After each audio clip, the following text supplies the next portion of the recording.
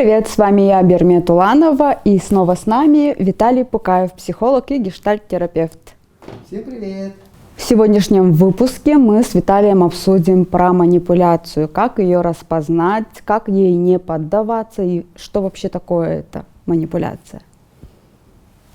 Ну, манипуляция вообще это та фишка, когда я чего-то хочу получить от тебя непрямым способом. Я прямо боюсь сказать, и через манипуляции я начинаю смотреть. Не обязательно это вещи может быть. Это может быть, там, не знаю, внимание, любовь, забота твоя.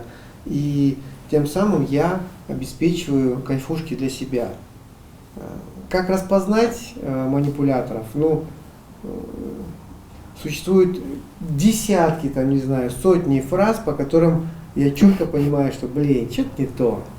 И, ну ладно, я-то прошаренный, прокачанный, я это чувствую. Я по ощущениям это. Берметушка, ты такая хорошая, вот бы, ты вообще замечательнейший человек. Не могла бы ты мне сделать кофе?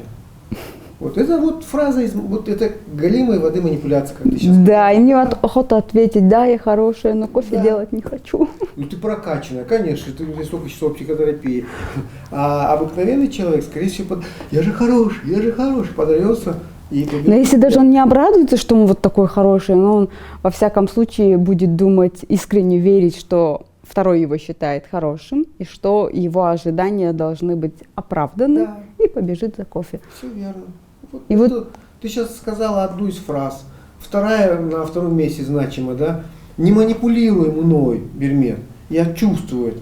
Вот фраза, когда мне говорят, Виталий, не манипулируй мной, это 100%, что мной сейчас меня хотят поиметь. Тобой хотят поманипулировать, да. Хорошо, давай. Используя эту же фразу против тебя. Да.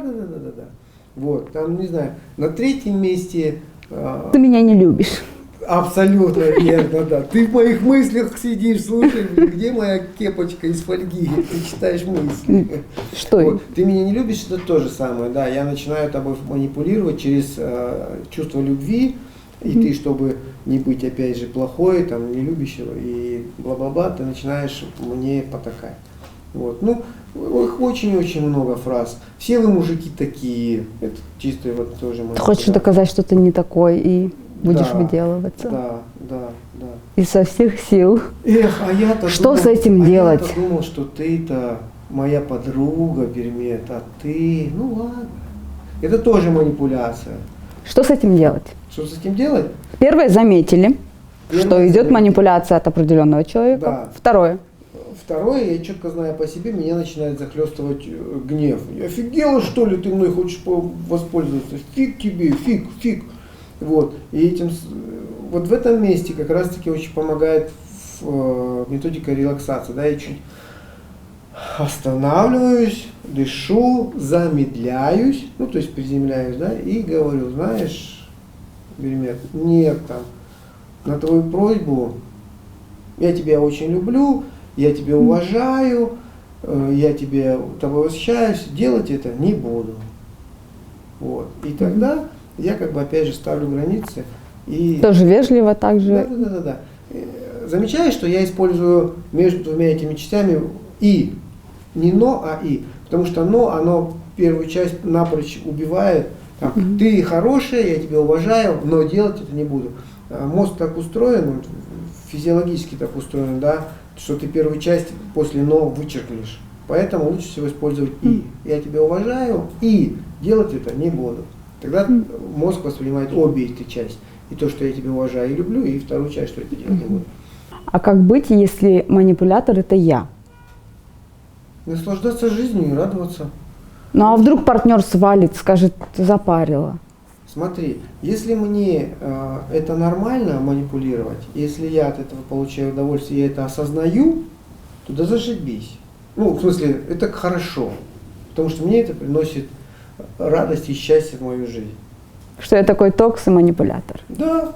Если же я понимаю, что я начинаю манипулировать, и отношений здоровых у меня нет. Смотри, еще же, да, друзья, я хочу добавить, что если я осознаю, что я манипулятор, то это очень хорошо, потому что манипулирование мне позволяет выживать в этой среде.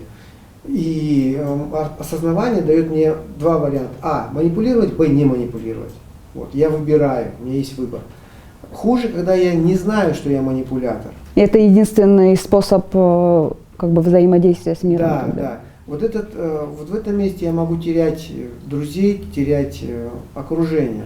То есть в первом случае я могу отказаться от манипуляции, Да. зная, что есть за мной такой грешок, и когда мне близкий человек говорит, хорош манипулировать, уже замечать за собой и говорить, да, сорян. Всем спасибо, до новых встреч, пока-пока.